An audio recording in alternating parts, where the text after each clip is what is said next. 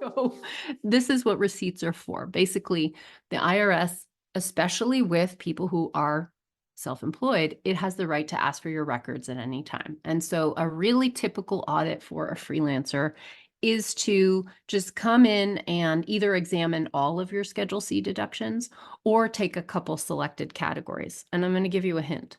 A lot of times, the selected categories are the ones that are often abused. They just want to make sure you're not abusing them, that you are following the rules, right? So meals and travel, those are the most audited categories. Mileage, too, is very highly audited. And if you just think about that for a second, it makes sense. These are the areas that people tend to get a little slap happy on and over apply, right? They take them a little too aggressively. So the IRS, which completely knows this, comes and sends out those letters and like, hey, we want to see all your receipts for, meals and travel. And there you go. Now you better produce those receipts.